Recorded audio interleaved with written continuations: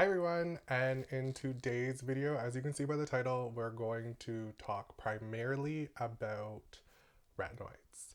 And retinoids are my favorite ingredient. If I could bathe in them daily, I absolutely would. Whenever I do a Q&A, I always get asked questions about retinoids, how to use them, how often you should use it, what's the difference between retinol or retinoid, or retinol and tretinoin, or prescription, over the counter. There's so many questions that I get asked, and I think it's about time that I just did a video explaining everything. So whenever someone asks me a question, I can just link this and say, here you go, here's all the information you could possibly need. So like I said, this is going to just be a giant information guide.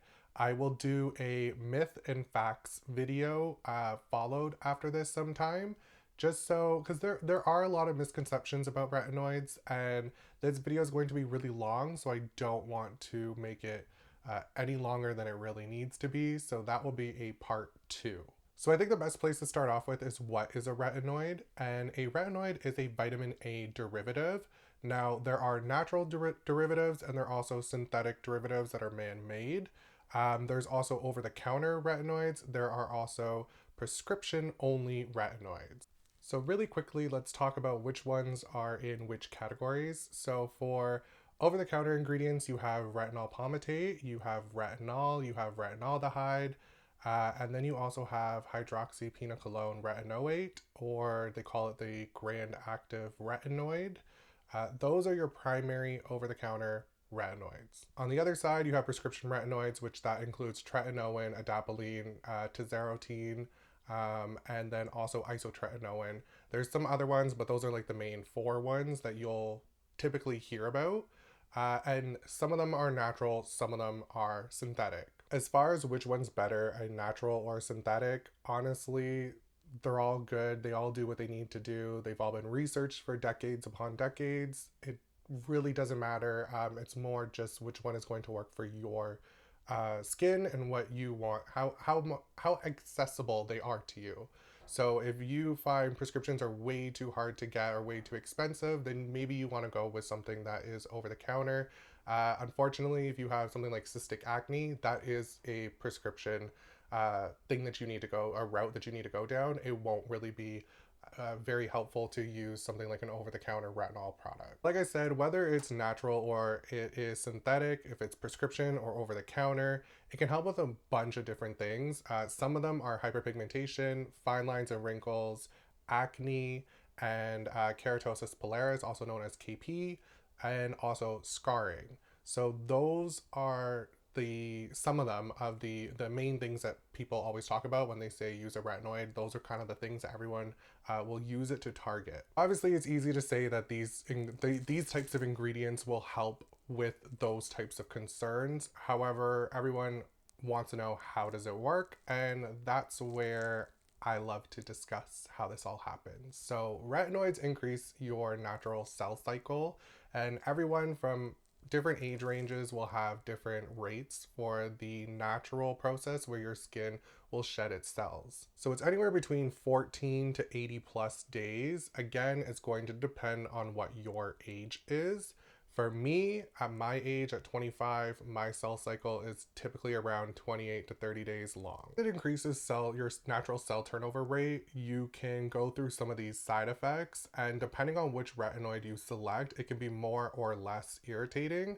So something that's going to be less irritating is obviously going to be your over-the-counter products, where something like a retinol palmitate has to convert into retinol, then it needs to convert into retinaldehyde, and then it converts into retinoic acid. Retinoic acid is what our skin recognizes, and that's what it needs to actually work. So if you are selecting retinol palmitate, that is the weakest form that you can get, and that is going to be the less irritating as well, and it's also going to take the longest to see your results. In my opinion, I would go right to retinol at the very least. I wouldn't even bother with retinol palmitate. That's just my opinion. Retinol needs to convert into retinaldehyde, and then it converts into retinoic acid. Likewise, retinaldehyde converts into retinoic acid. instantly starts working after that. So as you get closer to that retinoic acid, um, it starts to get a little bit more irritating. Then you have something like tretinoin, which is retinoic acid, and that works instantly. So that is usually the most irritating that you can get for a prescription topical one. Something like adapalene, that works right away. It doesn't need to convert into retinoic acid. It is a synthetic. Same with tazarotene. Same thing, works instantly. Most common side effects that you'll see is dry and flaky skin. Typically, I see that right around in the cheekbones where it's thinner skin. That's where I see it on me and my clients. Also, temporary increased breakouts, which you guys would probably hear as purging. I'll talk about that later. And then also, like I said, a retinoid burn. That's what I like to call it, and that is when your skin gets red and raw. So dry and flaky skin is something you just gotta deal with. I never find it to be that bad. I usually only find it to be noticeable in the morning or just before my nighttime routine when my skin has kind of like absorbed everything and is just kind of sitting there. I'll see more of the flakiness, or if I'm using my makeup, if I'm like using a brush and I'm like buffing in my skin, I'll see the skin flake up. Besides that though, I don't find it's that bad, and using a good moisturizer for me I found to be the best. Something with a lot of emollients in it that softens the skin. That's one way to kind of like counteract everything that you don't like about the dry and flaky skin if that's your biggest concern. The other thing is purging. And now this is something that I personally don't like. I hate the term.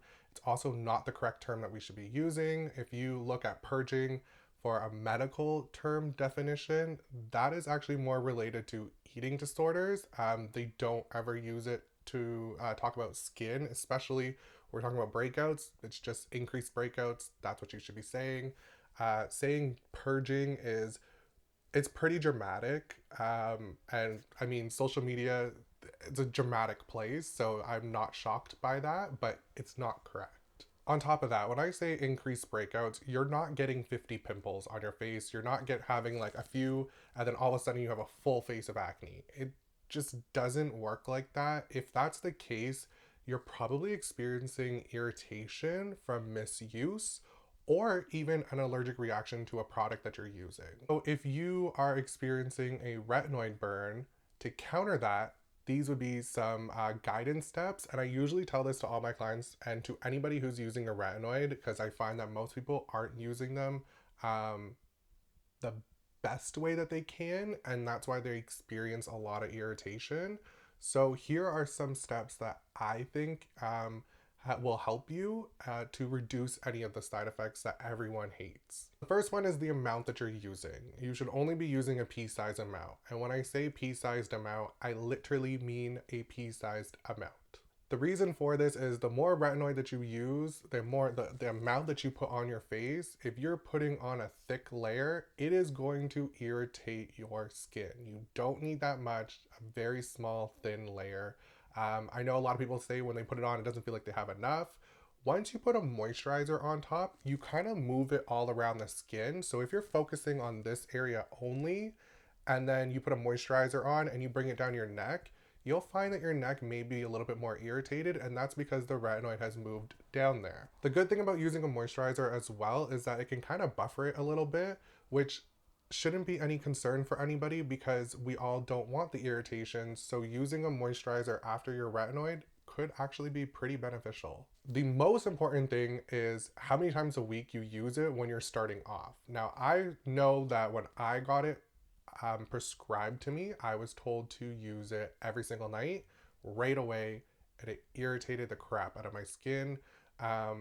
I'm not going against any medical advice. If you were told to use it this way by your doctor, use it that way. For me though, I found that using it 1 to 2 times a week for a month to kind of introduce it into your skin and let your skin kind of recognize what's going to be going on. And then after a month, increase it to 2 to 3 times a week for another month. And then after that, 4 to 5 times a week. And you kind of build up your tolerance that way. And I find that that was so much more easier and more of a pleasant experience for me when using topical retinoids. You're never increasing your usage unless you are experiencing no irritation. If you have red and raw skin, grab Aquaphor, put it on that area for a little bit, for a few days, and then restart your retinoid again. Just don't go into it thinking that you have to use it every day, every other day, right away. It's not a race, and working your way up and building your tolerance will actually benefit you more in the long run. The other thing that I should note is that you shouldn't necessarily, I don't recommend it, using a exfoliant at the same time in the same routine as your retinoid. So if you are using your retinoid at nighttime, I always say cleanse, use the retinoid, put a moisturizer on.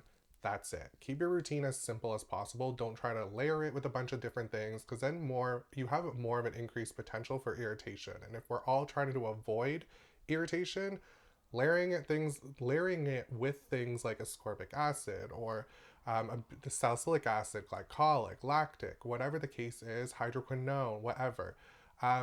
There are studies using those all together, and they do phenomenal things for the skin.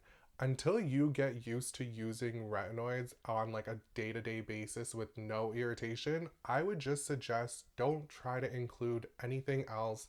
Keep it real simple.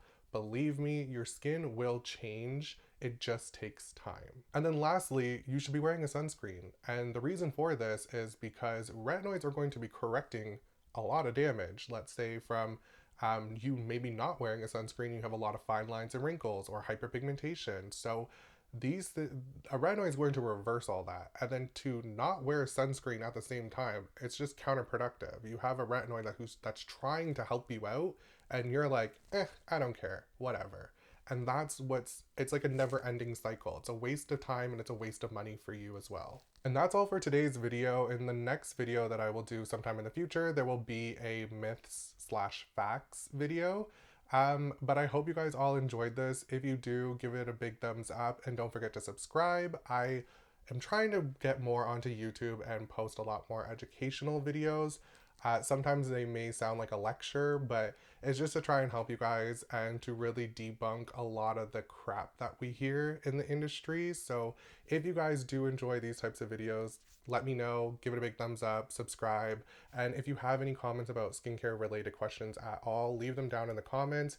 Doesn't necessarily have to be about retinoids. It can be about anything, and I will do my best to get back to everybody. I'm usually pretty good at it as well, so you can drop those down below. So thank you all again, and I will catch y'all in the next video. Bye.